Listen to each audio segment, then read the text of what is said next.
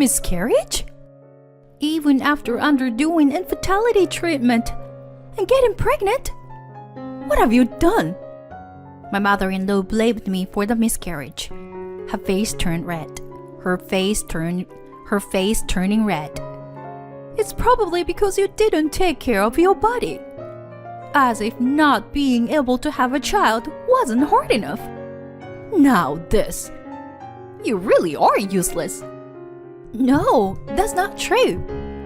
The doctor said it can happen with a certain probability. Shut up. If you, as my daughter-in-law, can't even bear a child, then get out of here.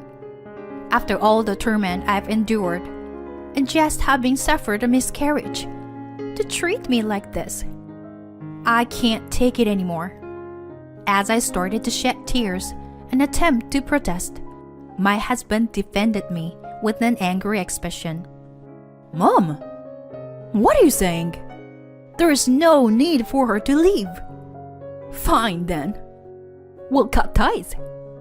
I'll cut ties with the daughter-in-law, who can't even bear grandchildren. My mother-in-law shouted those words at me and gave me a final menacing glare. She left the room. After that, I had no contact with my mother-in-law for 3 years, and we didn't meet.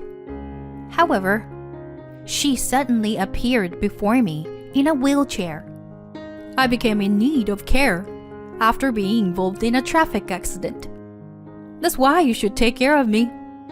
I looked down at her and said, Huh, didn't we cut ties with each other? My name's Ivy, and I am 33 years old this year. I have been working as a caregiver even before getting married, and after marriage, I continued to work at the same workplace. I recently got certified as a care manager, so my main job is to come up with care plans for my patients. My husband Dylan is an office worker about the same age as me, and we met through a friend. Dylan graduated from a top university and works for a large corporation.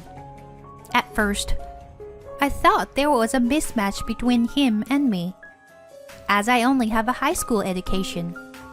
But Dylan continued to express his love for me. We had a good relationship, and after 2 years of dating, Dylan proposed to me. Ivy, please marry me. Let's become a family. Thank you, Dylan. I'm truly happy. I was at the height of my happiness at this time. I never imagined what would happen next. After accepting the proposal, we went to Dylan's parents' house to make a marriage introduction. Dylan's father passed away when he was in high school due to an illness. Since he is an only child, his mother lives alone in their family home. Nice to meet you. I'm Ivy. Standing at the entrance of my in-laws' house, I greeted my mother-in-law nervously. You're Dylan's partner? My mother-in-law scrutinized me from head to toe. I want to marry her. Upon hearing Dylan's words, my mother-in-law smiled at him. Well, Dylan, we need to get to know this person first. My mother-in-law addressed me as I nervously sat on the couch. Oh, your name is Ivy, right? Which university did you graduate from? I'm sorry. I didn't attend a university. I graduated from a local vocational school. Wow. My mother-in-law visibly frowned her brow and covered her mouth. Not even attending university nowadays. Were you raised in a very poor family? Uh-huh. Mom, what are you saying? Well, isn't it? Or it is because your grades weren't good enough to attend university? My mother-in-law questioned me with a furrowed brow. I responded as best I could. My mother worked in caregiving. She always said it was a challenging but rewarding job. I grew up watching her in that role, so I wanted to walk the same path. Ivy works really hard at her job and has an ambition. I think that's wonderful about her too. As Dylan supported me, my mother-in-law's expression became even more unpleasant. Caregiving? Did you say you were currently working in caregiving? Does that involve changing old people's diapers? Yes. I assist patients with their daily lives. That's not some smelly, dirty, low-level job. Huh? Even though caregiving is a job that anyone can do, it's not spoken of as something amazing. I could do nothing but be dumbfounded by my mother-in-law, who completely looked down on me. He continued to speak. Dylan said he's bringing his marriage partner. I thought it would be someone wonderful, but someone who couldn't even go to college, and someone who works in caregiving. It's disappointing. What are you saying, Mom? Well, isn't it, Dylan? Maybe you should reconsider now. Should I help you find someone wonderful? Enough already. Let's go, Ivy. Dylan slammed the table, stood up, and pulled my arm. But Dylan... I was honestly flustered as well. But my mother-in-law seemed surprised by the fact that Dylan, who is usually calm, displayed his anger so openly. Dylan, what's wrong? Did something bother you? Mom, you're being extremely disrespectful to Ivy. No matter what anyone says, I'm gonna marry Ivy. Dylan! Dylan's clear declaration made me feel happy. Then, my mother-in-law let out a deep sigh. Fine. If Dylan insists on it, I'll approve of the marriage. Mom. But in return, Ivy, make sure you fulfill your duty as a wife. Have children quickly. Understood? Yes. And so, Dylan and I were acknowledged by our respective parents and decided to register our marriage. We rented an apartment, considering the distance from our workplaces. But I was a little concerned about it being close to my in-laws' house. I wanted to avoid getting involved with that mother-in-law as much as possible. It seemed like she didn't like me. And anyway, she shouldn't be interfering. My hopes didn't last long, as my mother-in-law started visiting our home almost every day and began making snide remarks about various things. Ivy, there's dust accumulating on the curtain rail. Oh, I'm sorry. I have work on weekdays, so I was planning to do it on a weekend. Don't make excuses when you don't even have much work to do. Yes, I'm sorry. Such exchanges have become commonplace in our daily lives. Moreover, my mother-in-law would come over during the time when I returned from work. As if it were natural, she would have dinner with us. Ivy, what is this seasoning? What did you learn at your parents' house? Mom, don't say things like that. It tastes perfectly fine. No, Dylan. It's not good because you spoil her. I'll be strict. You see. Yes, I'm sorry. After my mother-in-law left, Dylan apologized to me. Ivy, I'm sorry about my mom. It must be suffocating, right? No, it's true. Then I am an inadequate wife. Besides, your mother is all alone. She might feel lonely. That was the only response I could give. Rejecting my mother-in-law, who rings the doorbell almost every day, it's something I cannot do. Furthermore, after a year of marriage, my mother-in-law started saying things like this. My friend Mrs. Smith just became a grandmother the other day. Oh, congratulations to her. My response excited my mother-in-law. And Mr. Davis and Mrs. Miller also have grandchildren. I'm the only one without grandchildren. Well, you two are already in your 30s, right? Yet, you still haven't had children. We have our own pace. If you keep talking leisurely like that, you'll never have children. Hurry up and give birth to a child so that I can have a grandchild. Understood? Yes. My mother-in-law started urging me to have a grandchild every time she saw my face. I felt the pressure myself as we were struggling to conceive. Dylan reassured me that there is no need to rush, but age is still a factor. We decided to visit an infertility clinic together. There, we were told that I have a difficult time getting pregnant. However, with diligent treatment, there is still a possibility of having a child. I was shocked by this result and ended up crying in front of Dylan. Dylan, I'm sorry. I'm just not in the right body for this. Well, what are you talking about, Ivy? I actually think it's perfectly fine for just the two of us to live together. No, I still want to have a baby with you, Dylan. I'll undergo fertility treatment. I see. I understand. But let's not push ourselves too hard. And so, our journey of fertility treatment began. I regularly visited the hospital, enduring painful tests and treatments. I took medication and received injections, but I wasn't getting pregnant.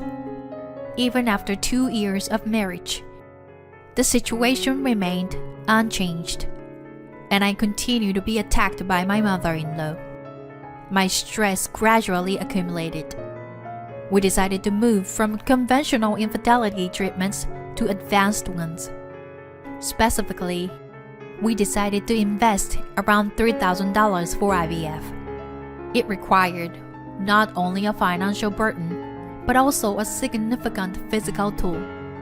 However, I was exhausted from my mother-in-law's relentless "give me a grandchild" attacks, and I couldn't give up on having a child myself. The first IVF attempt didn't succeed, but on the second try, I finally became pregnant. When I saw the positive result on the pregnancy test in the bathroom, I couldn't help but let out a cry of joy. Finally,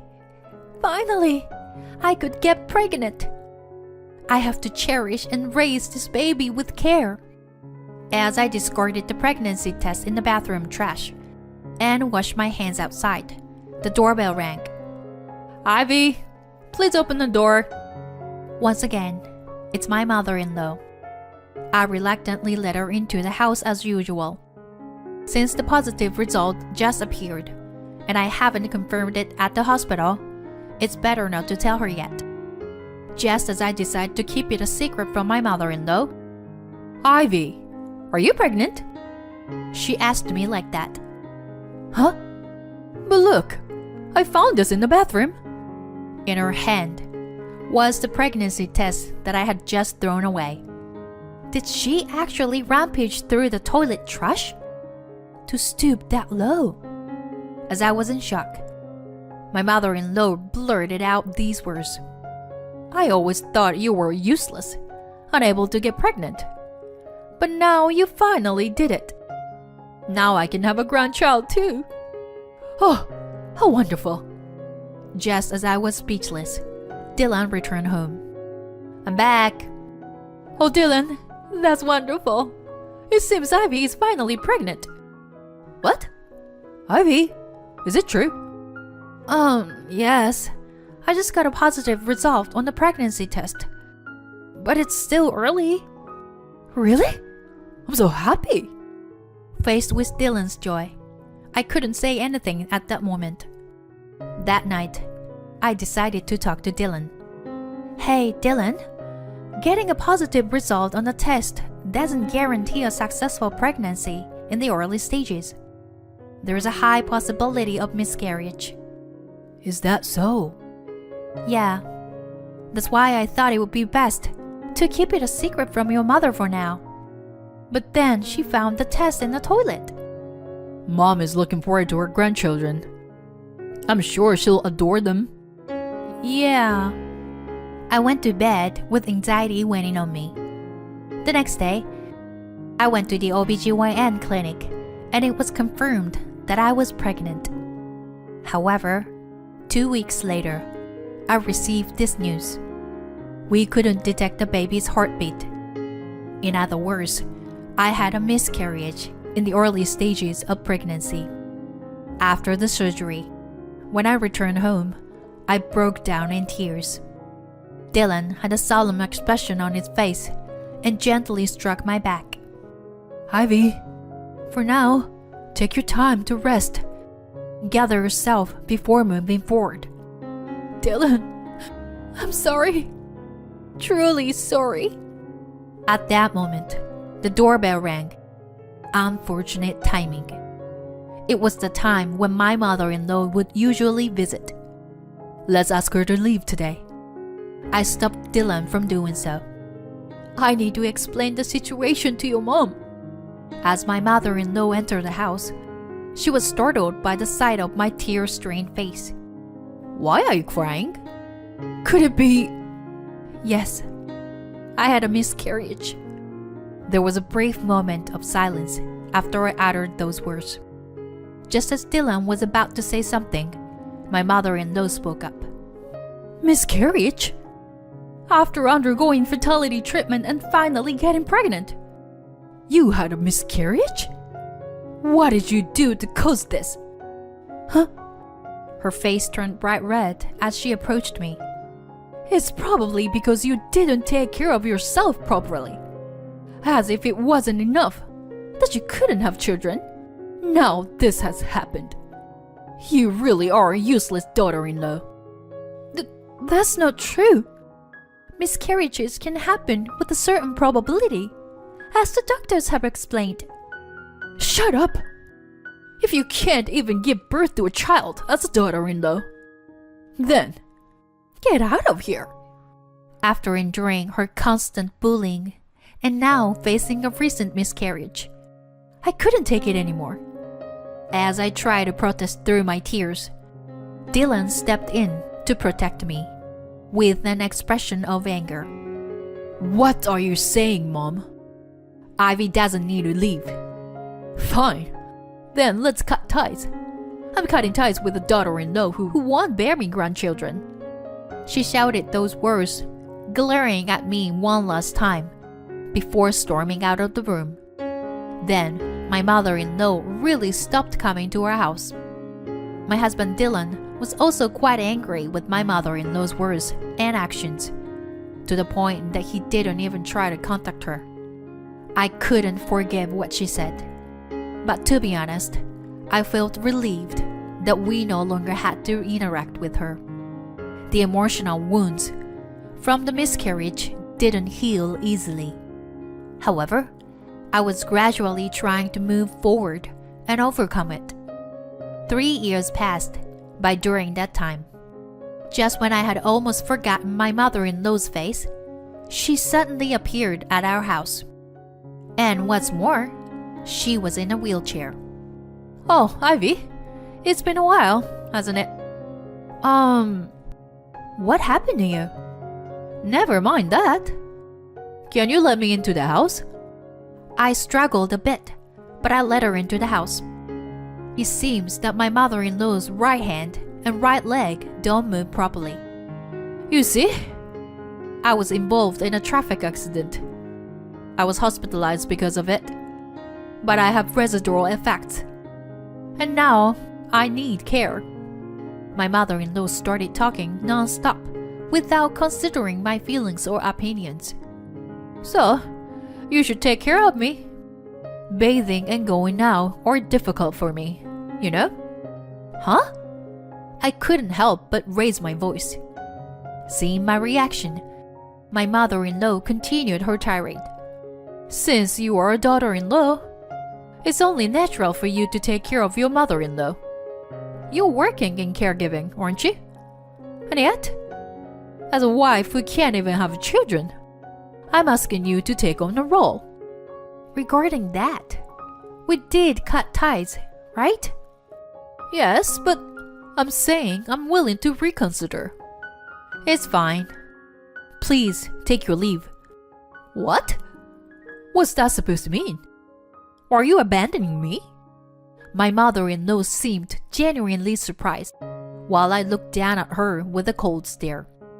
While I was being constantly bullied and hurt after experiencing a miscarriage, it was you who told me to get out, useless, right? Why should I be the one to take care of someone like you? Are you going to abandon your relatives who need nursing care? You are a devil's wife, aren't you? I'm fine with being the devil's wife. Please leave me alone. I pushed my mother-in-law's wheelchair towards the entrance, and she started screaming. At that moment, the front door was open from the outside. Ivy, I'm home. Huh? Mom? Dylan? Huh? Who is that child? My mother-in-law froze as she saw Dylan holding the child in his arms. Who? This is our daughter, Emma. Dylan took her to the park. I held our daughter firmly in my arms as I received her from Dylan. What? A child? I didn't hear about this. Upon hearing that, my mother-in-law's eyes widened. Yes, after cutting ties with my mother-in-law, the stress seemed to disappear. Thanks to that, we quickly conceived the child. The child was born safely, and our daughter is already 2 years old. Well, I didn't say anything. I can't believe someone would utter such abusive words to Ivy. It's not what I would expect from a mother. Dylan, you know how much I long to hold my grandchild, right? I'm aware of that, but even so, I can't let someone who hurts my wife off the hook. So, what do you need today? As Dylan casually said that, my mother-in-law's mouth was left agape. I explained the situation to my husband. Upon hearing this, Dylan furrowed his brow. There's no way I would let Ivy take care of you. Just go home already. What are you saying? That's right. I'm going to live here together. I want to be with my grandchild too. Ivy can take care of me. It's as simple as that. I said we cut ties, didn't I? I'm sorry, but I can't live together. I won't provide any caregiving. My mother-in-law squeaks and grits her teeth and tries to grab me. Dylan stopped it. Got it. I'll find a facility for you. Dylan? Just quietly enter the facility. That would be the best for you, right? Now, go home. Dylan took his mother, who was causing a commotion in her wheelchair, without any argument. Afterwards, his mother moved into a facility he had found. Initially, she contacted us repeatedly, asking to visit and see her grandchild. However, as we continued to ignore her, those requests gradually ceased. Neither Dylan nor I have visited her, and we have no intention of doing so in the future. She will spend her old age alone, with a disabled body, but I have no sympathy for her. However, I do not sympathize with her. With her personality, she will find a way to persist stubbornly anywhere she goes. She may not be liked by those around her, but on the other hand, our family of 3 enjoys a peaceful and happy life. Recently, I discovered that I am pregnant with our second child. It seems that this time it will be a boy. I intend to prioritize our family's happiness and cherish our lives moving forward.